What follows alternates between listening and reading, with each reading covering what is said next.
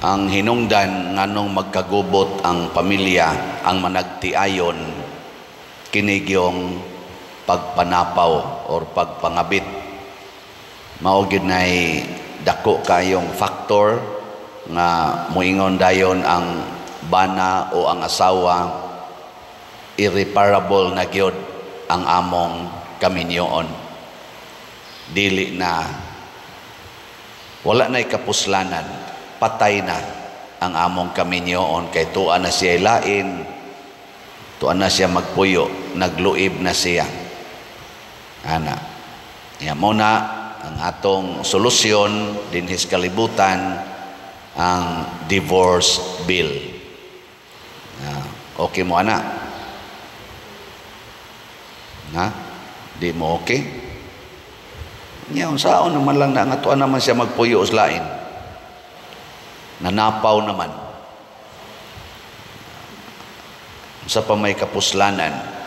Mo na nay mga factors nga sa human standard o human tawag tog parlance or standard, sakto yun kayo. Patay na nang maong kaminyoon. Pero og arita mo tan-aw sa higher level, sa level sa Ginoo, wa pa na mamatay.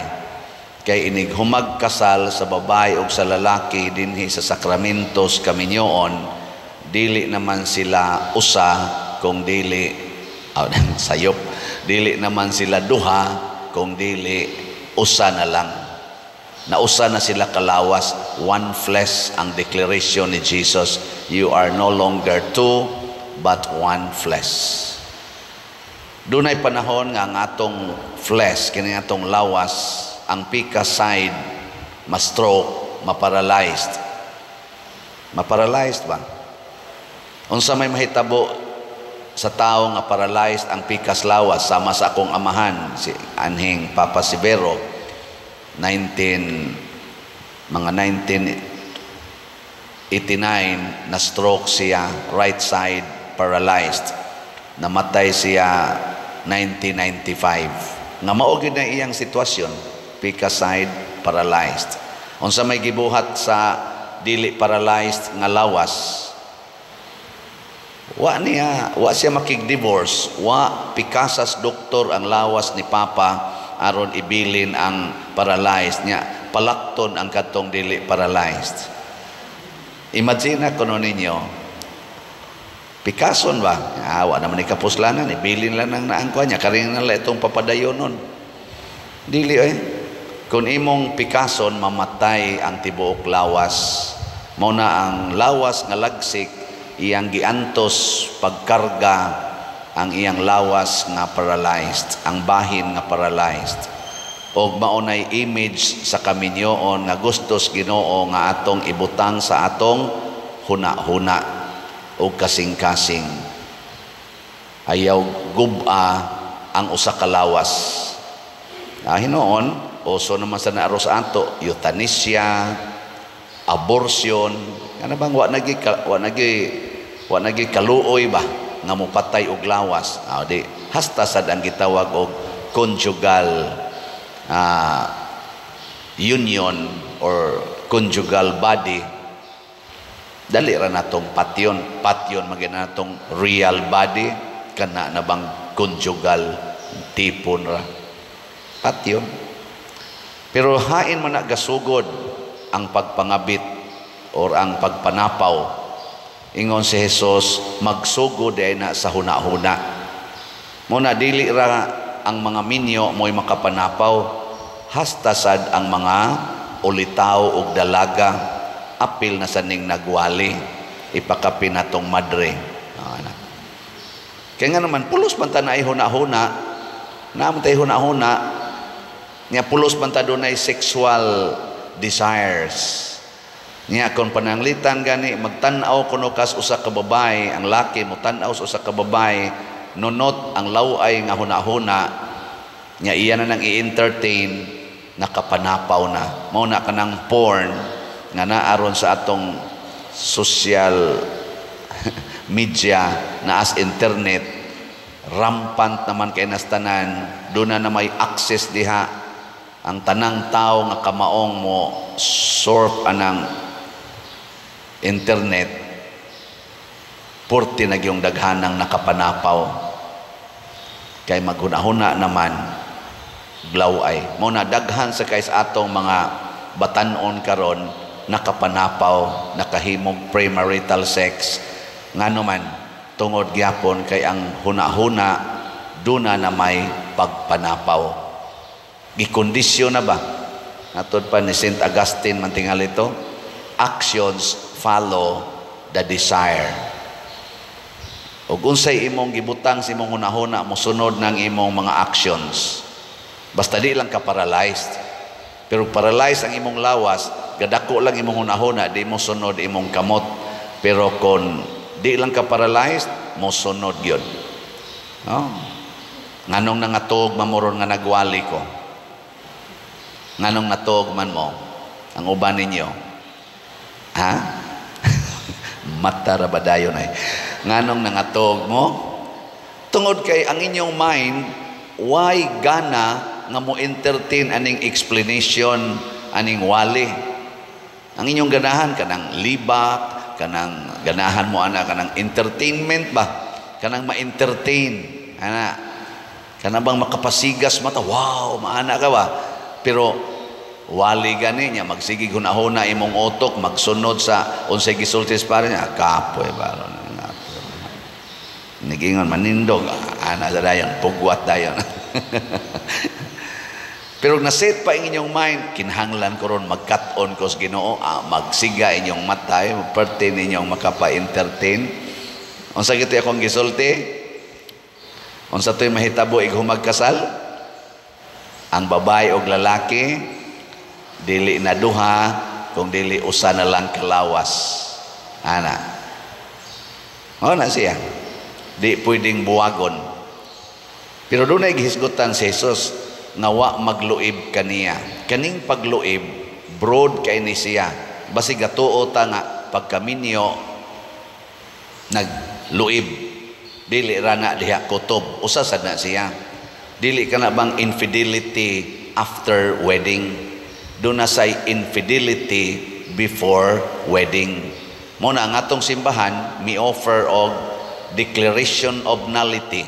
Kana bang gitawag og annulment. Pero sa ato ng real term sa atong simbahan, declaration of nullity. Pasabot gi-declare nga ang inyong kasal invalid from the very beginning tungod kay dunay apan, dunay pagluib. Pasabot wa gitug-an ang mga apan, nagluib ang usas mga partners. Mao nay atong interpretasyon. Ang divorce design na nga valid ang kasal pero dunay nang hitabo nga mga pagluib after marriage, mo na i-divorce. Ang simbahan dili mo sugot ana. Kung valid ang kasal from the very beginning, dili na gid na buwagon. Pero i-prove sad sa kuan nga dunay mga pagluib sama pananglitan, dunay gipamabdusan ang laki, wa gitug-an sa babae nga duna na say anak sa lain. Unya kasal dayon sila. Paghuman gisong siya sa babae, gipresentahan siyag bata, wa na gitug-an siyang bana. That is pagluib. Deceit ang tawag ana nga impediment. Deceit, pangilad. Or ang laki wa mo tug-an nga bisexual day siya, usahay mo lalaki siya, usahay mo babae siya, wa siya mo tug-an ana. Nya pag-abot na dito silang kaminyoon, agoy na may laking gidugdog dito ang ilan namang driver mo gikulatag kumbatig maayo, nasakpan mas asawa nga unsa kadi ay homosexual sa deka insya usahay insya niya usahay sad mahimo sad kong heterosexual.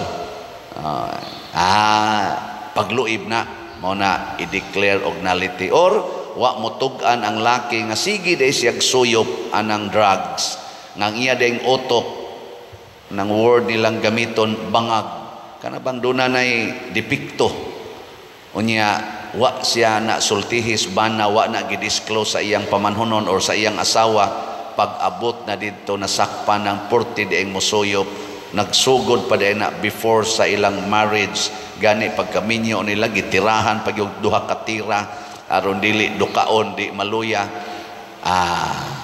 pwede i-declare nga way kasal. Nakuha na mo?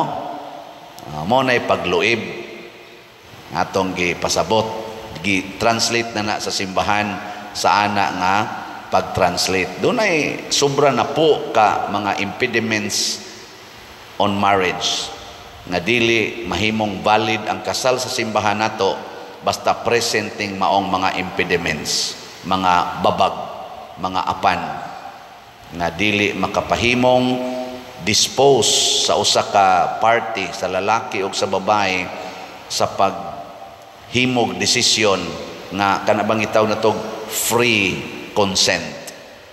Free consent. Mabuta na ang unang pangutana inig kasal, mianhi ba ikaw sa imong kabubuton? Ang sa may in English ana? Did you come here of your own free will? Free ba ang imong will o clouded or gibabagan, impeded by certain circumstances?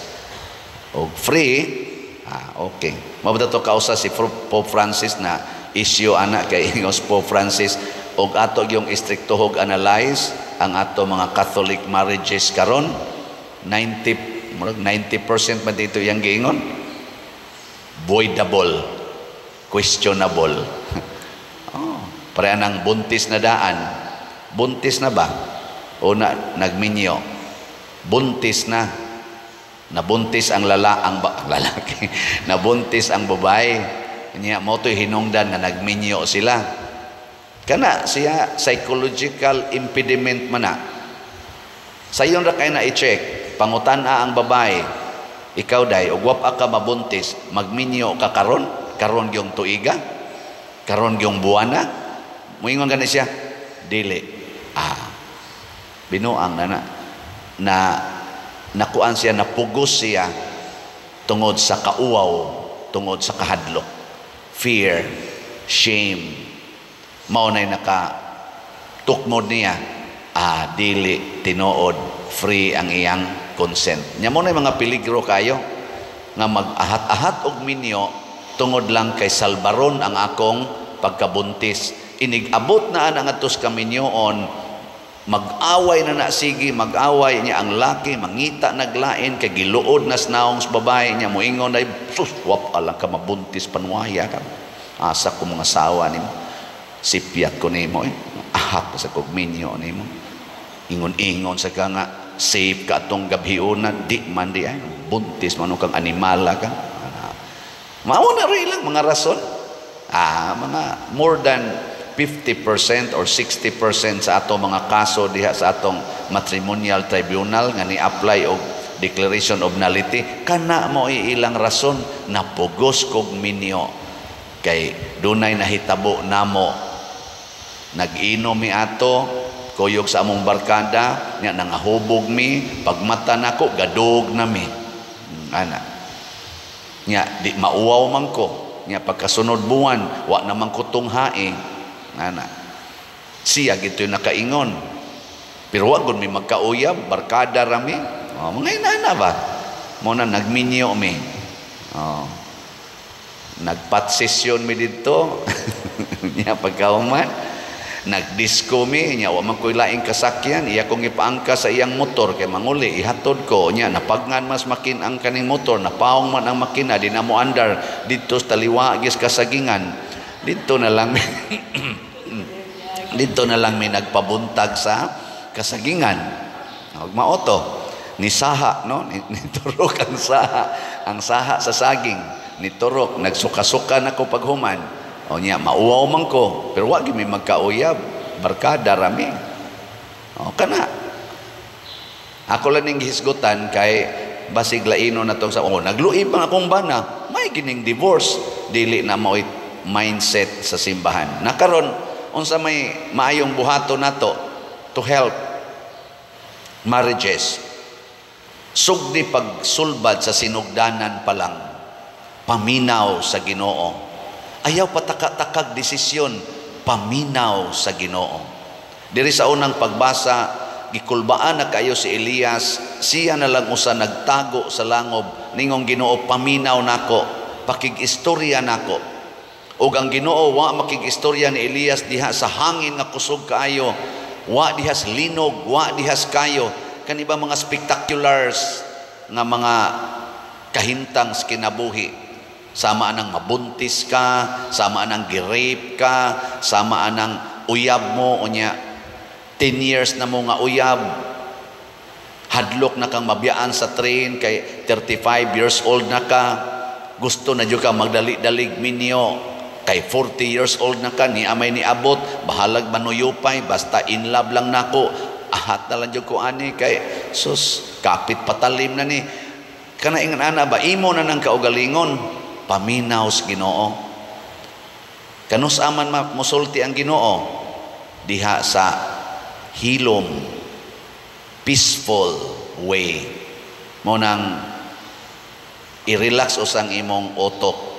Kana bang peaceful ka ba? Nya paminaw sa Ginoo. Nya inighatag sa Ginoo og instruction, sunda na, di gyud ka magmahay. Ako di na to bintahaan ang akong uyab, ang last na kong uyab. Katutanan na kong uyab, pulos man gito sila mga buotan, mga pinili man to. Nako yun, pang minyo ay man gito sila, di man ko basta-basta mo manguyab, basta dua-dua lang. Pero sa sige na kong pamalandong, nagkabuwagid ming nila. Hangtod ang katapusan ako nga ganing kuan, na ganing uyab, ang among nabuwagan tungod kay mosuod ko seminaryo, porting hilak nako hapit mo usa ka tuig na kong hinilakay ato. Sige jud kog paminaw sa Ginoo, dili nang gaalintabo nga emosyon, kung dili diha sa relax nga heart and mind, and listen to God in a very prayerful and open, humble heart. Speak, Lord, your servant is listening. Mo tong gi-instructan dayon si Elias, igo gyud kaayo sa solusyon ang instruction sa Ginoo, dihugin ning maong hari, dihugin ning maong hari, nya pagdihog sa bag-ong propeta kay Elisa natika. Di, ana, ending. Paminaw sa Ginoo, Lord, namabdos ko, magminyo ko karon, dili. Isa ganahan ka magminyo karon ka ha, o ikaw lang yun, pabuton, dili, ayaw minyo, pakatawha ang bata.